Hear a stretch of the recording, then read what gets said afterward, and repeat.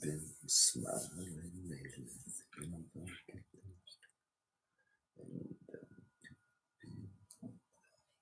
and they have.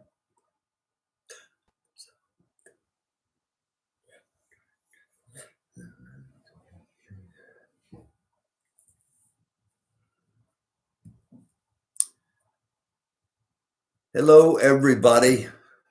Thank you for watching. It's the American Doofus Show. We're live. Don't be a doofus.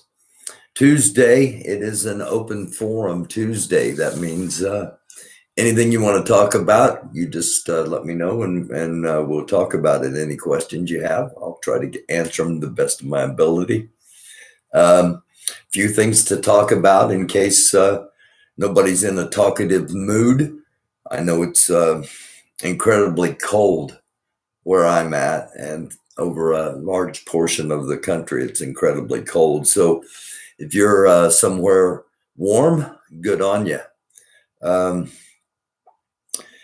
The big news for the next probably 8 to 10 days is going to be the trial of impeachment being held in the United States Senate against former President Donald Trump.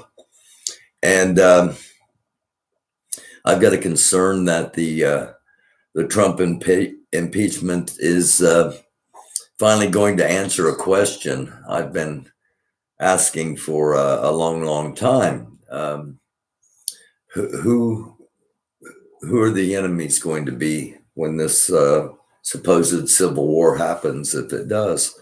And perhaps we'll find the answers during this impeachment trial. Trump's upset because his lawyers were rambling and weren't prepared. To me, that's to be expected. 2 weeks before trial was to begin, all of his lawyers quit because of what he wanted the impeachment trial to say. So the lawyer rambling and not being well prepared. And it was obvious to me. I tried to watch a little bit of it, and between the lawyer rambling on and between the comments in the comment section online, some absolute absurdity. People want to make Donald Trump king and overthrow the government and tear up the Constitution and just let Trump decide everything. Wow. Don't be a doofus. Okay. That's a prime example of a time to not be a doofus. If you don't know your history, you're going to repeat it. And the history is this country was founded on the fact that we did not want to be ruled by a king. So something to think about. Again, don't be a doofus. Tomorrow night, Wednesday, EAR episode here on the American Doofus Show. And Star and I are going to be joined by Comedic King. And we're going to be talking about race in America today. 3-part series with the history of race, where race is at currently, and what the future may hold, and what we hope to try to build towards the future. So then Thursday, I'm going to be drawing attention to a video that's already out there and should have been more attention should have been drawn to it, and hopefully it will be by Thursday. But just in case, of a Louisiana deputy sheriff, and again that'll be on Thursday. Back to the Trump impeachment for a moment. His argument that he didn't incite the riot on January 6th, White Wednesday, as we call it here on the show. His argument that he didn't incite it is in direct juxtaposition to the legal position of the people that were involved in the riot, in that he told them to do it. So it will be interesting to see how the two arguments play out, as if it's not surprising, because I've pointed out many times one of the Main things that the right wing does is they create a problem, and then they blame somebody else for creating it, and then they claim victimization from their own problem. So again, both sides are claiming victims. They're victims of the other. You know, Trump's a victim of this insane crowd, and the rioters are saying Trump told us to do it, which I think many of us that actually saw what happened would interpret it the same way, that he indeed told them to do it. But I've also said on here many times, Trump will turn on those people. He doesn't care about those people. And if you're watching, I'm sorry for saying those people, but there's a major definition. There's a major divide between those that continue to support Donald Trump and even Republicans, let alone the other 60% of the country that supports the Constitution and moving forward. So we are a divided nation. There's no doubt about that. Couple other things I want to talk about. Got a text message here. Okay. All right. Lose my train of thought for just a second here. I just finished watching one of my pet peeves. No, that's not the word. I forget what the exact term is. The text distracted me here for a minute. But guilty pleasures is what I was trying to think of. One of my guilty pleasures is a reality show called The Curse of Oak Island. And it's about a supposed treasure that was buried long, long ago. And three young boys. The story goes, three young white boys first uncovered a path towards this treasure. And as is often the case in history, it now is a very distinct possibility that the story was altered, that it was actually two young white men and a black man that actually discovered the first pathway towards this treasure. So that wouldn't be a surprise if that was the case. But the black man's name's Samuel Ball, and I'm going to draw a little attention to him on this platform at this particular moment. For those that aren't aware, he was an 11-year-old slave, and he escaped all the way to the northeastern part of the United States, and eventually into Canada. And he joined the British Army. And in exchange for fighting for the British Army, he was granted his freedom. And he stayed in Nova Scotia, and eventually bought land on Oak Island, where this treasure has supposedly been hidden for centuries. And he became one of the biggest landowners in Nova Scotia in Canada. So yet another name potentially in Black history that has been whitewashed, if you will. So just something to think about. And finally, I said I was going to talk about UFOs tonight, unidentified flying objects. Okay. And I'm not talking about aliens. I'm not talking about flying saucers. I'm not talking about spacecraft, because I don't know if that's what they were.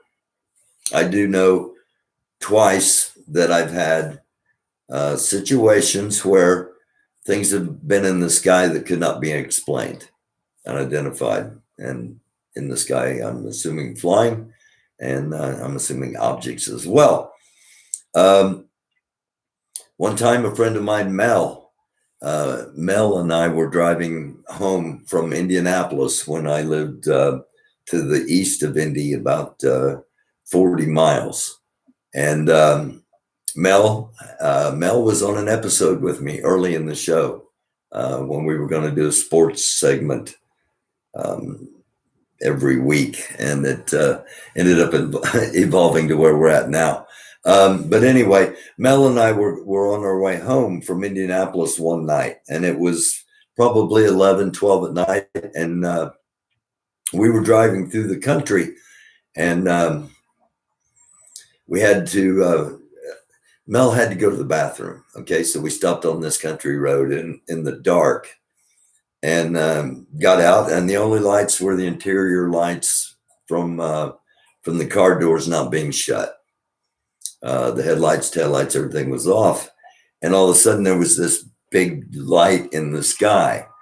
It wasn't like right over us. It didn't pick us up. It didn't paralyze us. It was probably, I don't know, 2 or 3 miles down the road. And it wasn't a helicopter.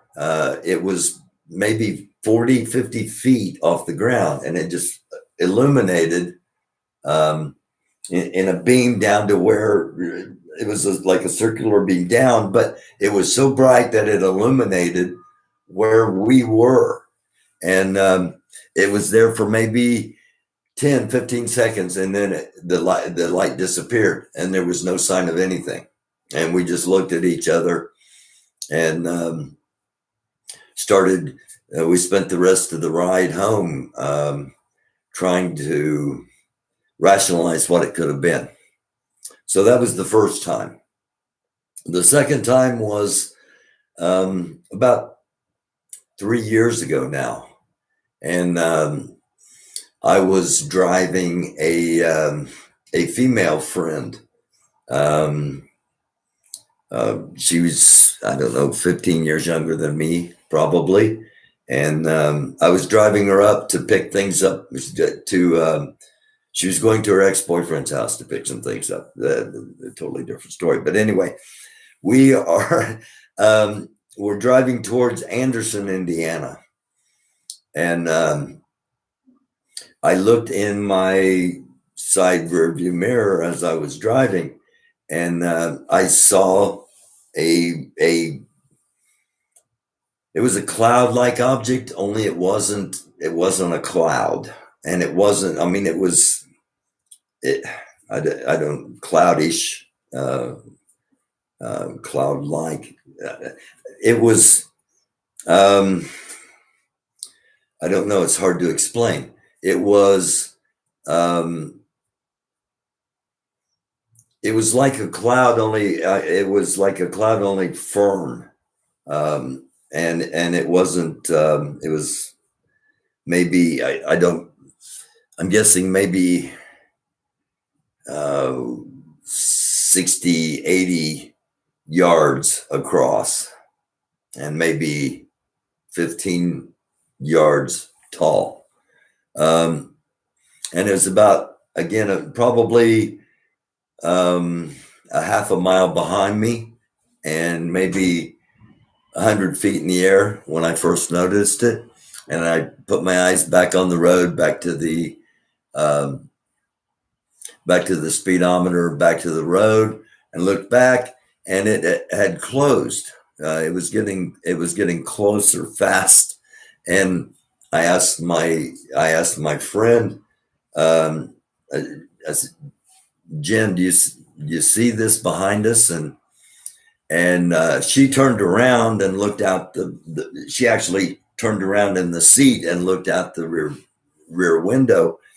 And she said, there's nothing behind us. I said, up in the air. And she looked up, and by that time it was right on us. And she sat back down in the seat, and she said, what is that? And I said, I have no idea. And the vehicle I was driving at that time had a sunroof in it. And I looked up at the sunroof, and the thing got almost to the sunroof, and then it disappeared. So again, this isn't about aliens. This isn't about flying saucers necessarily. It's about a couple of unexplainable events. And I don't know how often people have unexplainable events, but they're not always comfortable to talk about. So that's why I'm bringing it up. That's why I'm tossing it out on here. And Tuesday nights from now on are going to be open forum Tuesdays when we talk about different things. Whatever you want to talk about. You want to talk about championship wrestlers? We'll talk about that. You want to talk about classic rhythm and blues? Anything you want to talk about on Tuesdays is going to be open forum night. So, universal knowledge, peace to you, brother. You've seen universal knowledge. Email me at americandoofus@gmail.com, and we'll set something up and we'll talk if you've seen a few things in the sky. Arthur, what's up?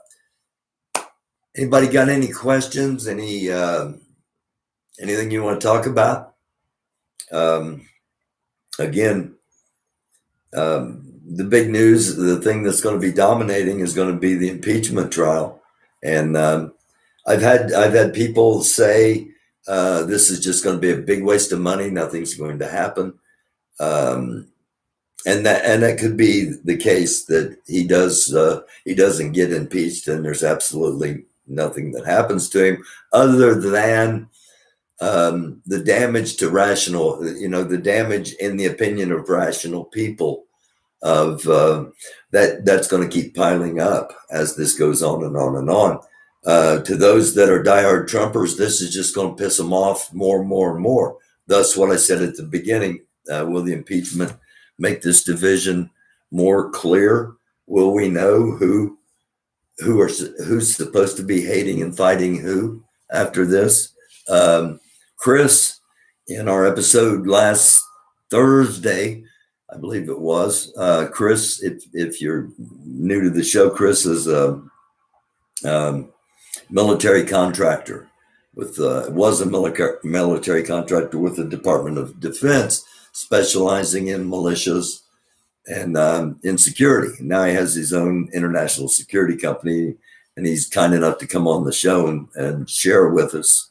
And he said on the show last Thursday that the civil war is coming in, and if it does, it's going to be Democrat versus Republican. And that could be the case. Only it's not really Republican. It's Trumpers, Trump people that die hard believe in Donald Trump. And that's not all Republicans. So I want to make that clear. Pop back over here. T-Rex,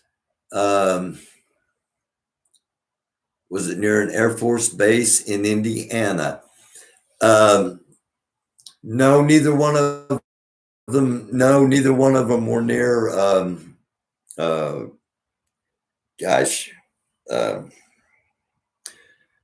There's a base north of Indianapolis, Grissom Air Force Base, and that was probably the closest Air Force base in Indiana where it was.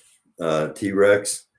And again, one of them was mid-afternoon, late afternoon, and the other one was late at night. So, but I've always wondered, what they were. And with the internet, it's easy to fake stuff. So sometimes you see videos on the internet and you think, oh my gosh, what was that? And then, you, again, just like standing up to lies, you got to look at it and go, what was that? How was that done? Why would that have happened? And a lot of them you can debunk, if you will. And that's sad, because the internet could be used for a lot more good than it is. A lot of people spend a lot of time, a lot of creative people, a lot of talented people spend a lot of time just tearing other people down. Um, Man, if they would use those talents and that creativity for good, you know, I was the subject along with Grandmaster Jay and I think True Soldier, and I don't remember who else. Lock and Load, Locks and Loads, I think was the other. I don't remember, but anyway, we were the subjects of a video somebody created and had us all in drag and all dancing and stuff. And um, if you just look at it objectively, if I mean, I was the subject of it. So, but stepping back from that, looking at it objectively, it was very creative and spent a lot of time, and it was you could be doing, just one example of how people spend the time and energy on negativity when it'd be much better spent on positivity, in my opinion. So, just something to think about. Um, T Rex, did you happen to see that video? That was it was something. Um, I've been on here for about half an hour, so I'm going to go ahead and hop off for tonight. I'm going to be live again every Tuesday. I'm going to do this live open forum night, and hopefully it grows. And Fridays, I'm going to be back doing Friday Night Live, Sunday Night Live, weekly wrap, and then I'm probably going to start taking Saturdays off unless there's big news, at least during the cold weather, because once it warms up, the protests are going to start heating up again. We're coming up on the 1-year anniversary of Breonna Taylor in Louisville, Kentucky. And, I've been following Louisville closely. It's only 90 minutes away from me. And I've made several trips down there since all this unrest has happened. And I imagine we'll be heading back down there again this spring and this summer. And I look forward to seeing a lot of people that I've seen in the past. And I'm hoping that this summer is not like last summer, not only pandemic wise, but also protest wise. I hope it's not a constant a stream of protests because the names are continuing to grow, and I'm hoping that things are changing, even if it's just in the slightest little bit, that the pendulum is swinging again, even if it's in just the slightest little bit. And I want to make this my closing statement. Sometimes we all want change, and we want immediate change, and we want it to happen right now. And when it doesn't happen fast enough for us, we get discouraged and we overlook small changes that might actually be happening. Now, we can't be satisfied with the small changes that are happening, but we can be inspired by them and let them be a motivator to us that we can keep working and we can make change happen. And the example I want to give is we witnessed the murder of George Floyd. The entire world could see it online. As sick as that is to say, it's true. It's also true that if we had not witnessed it, nothing would have happened. Because we witnessed it, there was an outrage. And eventually we started seeing the hearts of people. The hearts of some were like, well, that was an outrage, but I'm sure he deserved it. But okay, you hear me? You know what I'm saying? There were others that was just like, this is a fucking outrage. We need to change now. And we're all still here, still fighting for change. The separation happened really quickly, but it happened. But the point I'm making is when the police went back to work, And if it hadn't been for an incredible outcry, nothing would have happened to those police, despite the fact that the video was there, or very little would have happened.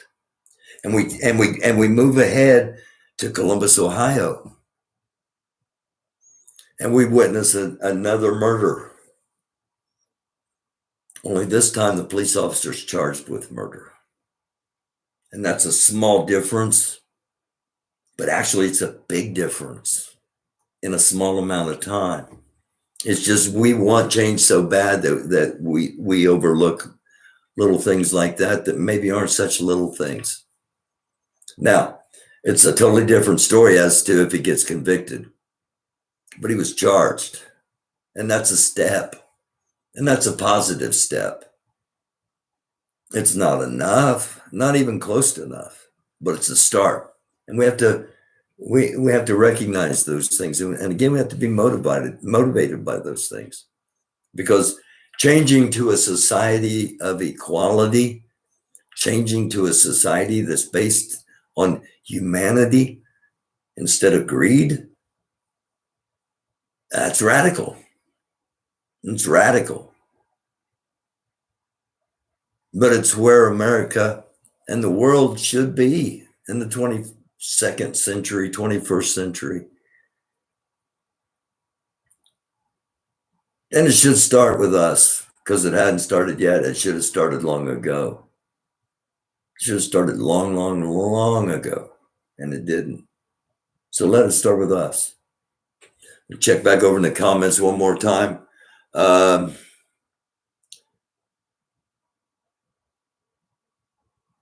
Totally agree. Universal knowledge. We can't change what's been going on for 400 years. There has been hatred, there's been ignorance, there's been disrespect, and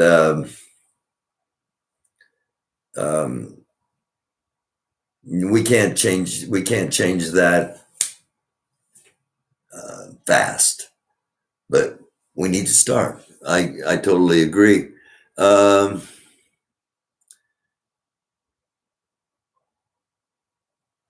Jones Roy, yeah, we can find systemic problems in the entire system, no matter if you talk judicial system, if you talk the economic system, whatever system, whatever individual system, you put it as a whole, and the whole thing needs to be torn down and redone.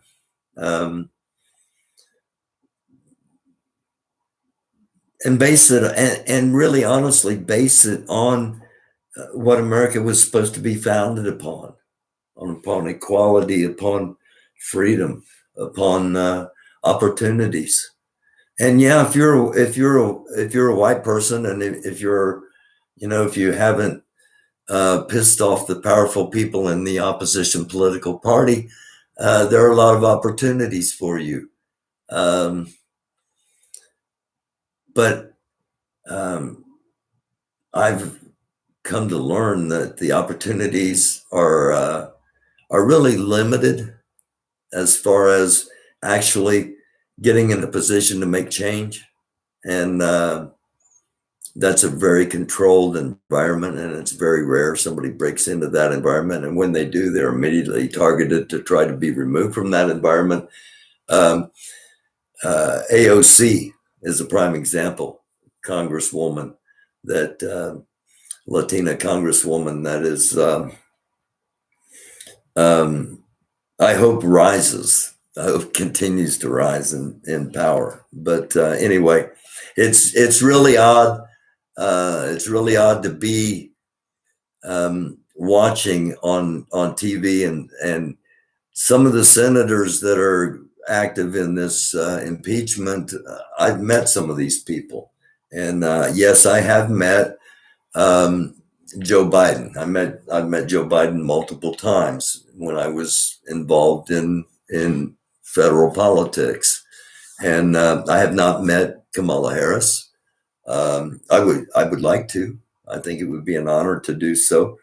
But it's crazy. Some of these senators were congressmen when I was running against Mike Pence, and now they're senators, and I know what dillweeds they actually are.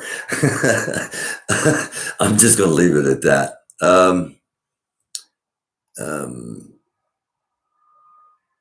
Yeah, we got to rebuild it, of course. Yeah, there are those that want to tear things down and just leave it all torn down, and that just doesn't work. We are, but it also doesn't work with the diverse population and the diverse makeup of our country. It doesn't work just to have two political systems, and it's either this or either that, because we're too diverse. That might have worked in the late 17 and early 1800s. Thomas Jefferson didn't want political parties. He thought that was a horrible idea, and I agree, because all it does is manifest greed and the hunger for power. And the whole thing needs to be restructured from the fact that you should not be in Congress for 40 years. Congress should not be your profession. You should be a public servant. You should serve,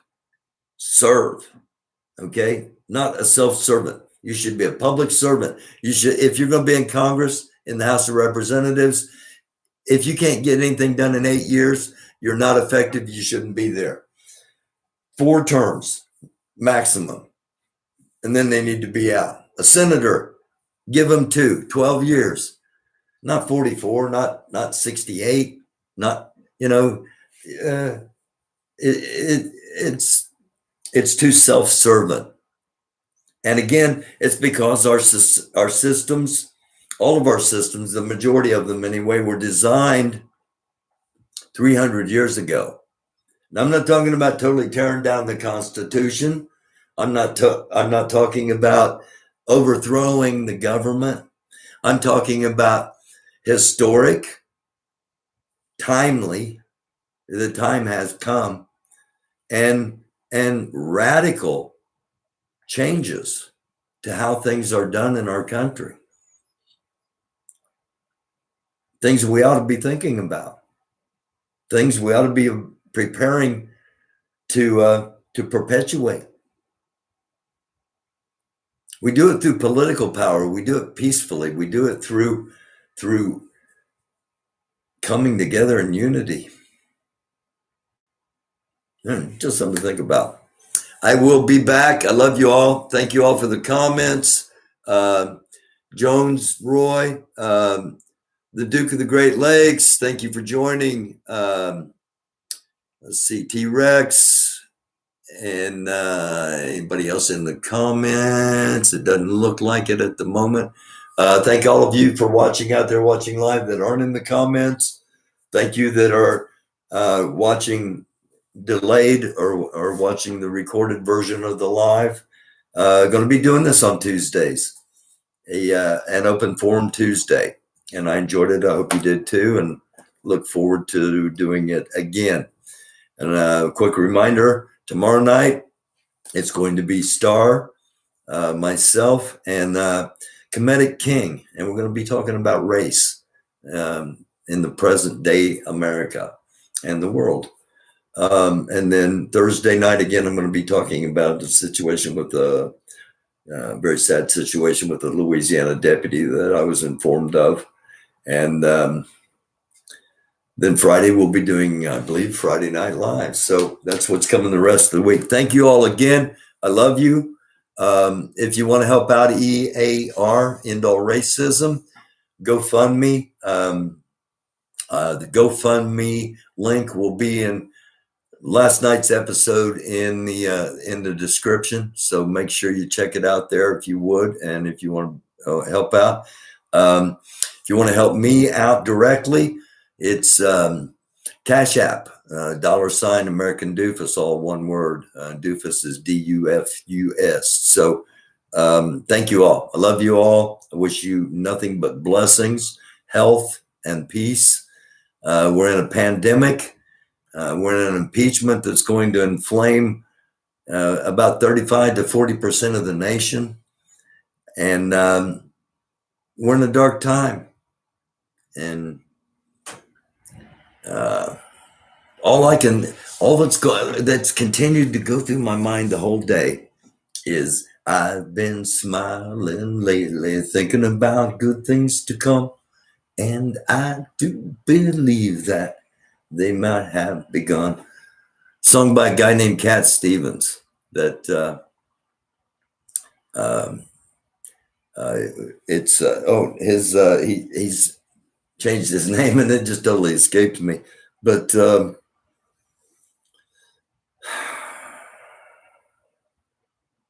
peace train's out there, and for a country that could possibly be on the verge of civil war, let's ride the peace train. All right.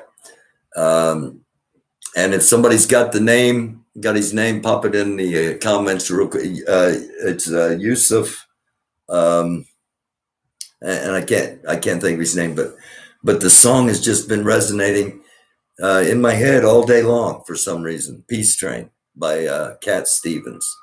I love you all, and I promise never to sing on here again. Take care of yourselves. Take care of each other. It's the American Doofus Show. It's Tuesday, kind of anything goes, open forum. And thank you for joining me. And until next time, I'm your host, Barry Welsh. Don't be a doofus. Love y'all. Night.